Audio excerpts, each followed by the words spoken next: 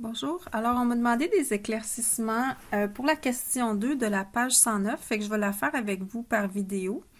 Donc, j'ai commencé un petit peu la démarche. On dit qu'on a à un instant donné les composantes d'un vecteur d'un sous-marin de sa vitesse. Donc, ça, c'est au temps zéro. Là, on a les composantes moins 7 pour la direction en X de la vitesse, puis 11 en direction Y. J'ai fait un schéma pour la visualiser, la vitesse initiale, mais pas à l'échelle. Mais disons qu'on a quelque chose de négatif en X qui est un petit peu moins grand que la composante Y qui est positive. Donc, ça nous donne quelque chose comme ceci. Ensuite, 4 secondes plus tard, on a des nouvelles composantes pour la vitesse, donc moins 2 pour les X et 18 pour les Y. Fait que là, c'est un vecteur encore plus vertical, disons, parce que la composante Y est très grande. Donc, maintenant, qu'est-ce qu'on fait avec ça? On demande quelles sont la grandeur et l'orientation du vecteur d'accélération moyenne du sous-marin.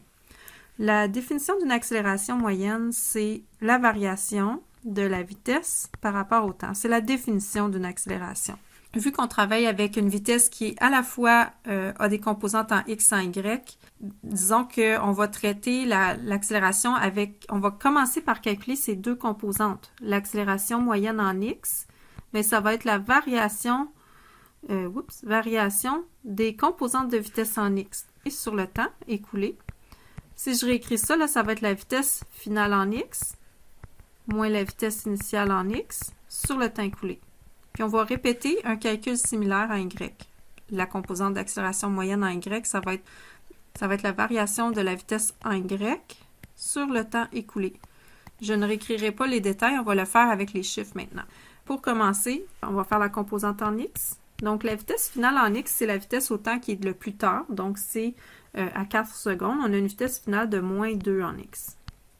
Puis là, on va soustraire la vitesse initiale en X, qui était la première composante qui était donnée au temps 0, qui est moins 7. Donc, moins 2, moins 7. Puis sur le temps écoulé, ben, c'est 4 secondes. Alors, si on fait le calcul ici, 1,25 mètres par seconde carré. Ça, c'est la composante en X de notre accélération.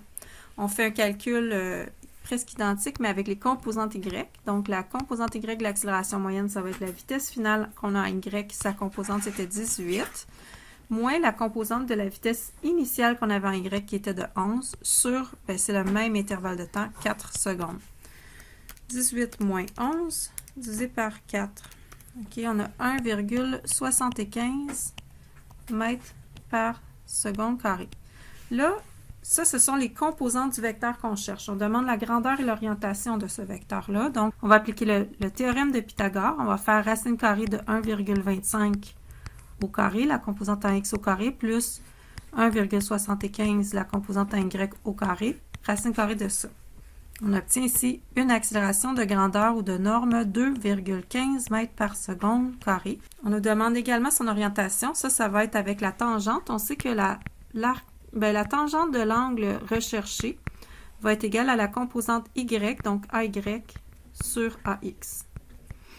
Puis là, on n'aura pas à rajuster notre angle parce qu'on a obtenu deux composantes qui sont positives. Donc, le vecteur est dans le premier quadrant. Fait que ça va être assez direct. On va écrire tangente de l'orientation égale composante Y 1,75 sur 1,25 la composante en X. Pour calculer, donc, on fait 1,75 divisé par 1,25. Puis là, le résultat, on fait shift tangente de ça. On obtient 54,46 degrés. Donc, voilà, j'espère que ça vous aide à comprendre la démarche. Fait qu'on le fait, dans le fond, un peu parallèlement, là, les X et les Y, puis après ça, on assemble le tout. OK? Fait que, voilà, bonne journée!